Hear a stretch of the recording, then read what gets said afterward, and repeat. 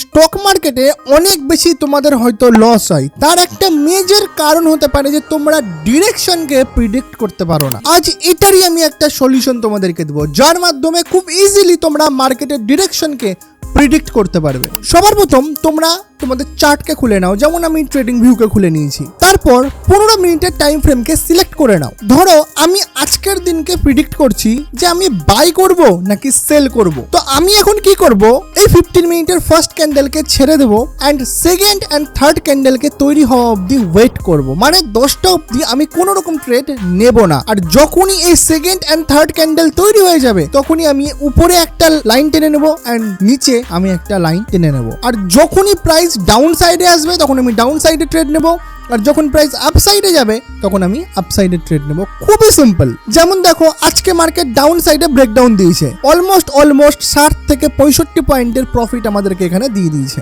যদি তুমি এই স্ট্র্যাটেজিকে নিজের প্রাইস অ্যাকশনের স্কিলের সাথে আরেকটু এনহ্যান্স করে দাও তাহলে তোমরা খুব ভালো রেজাল্ট দেখতে পাবে।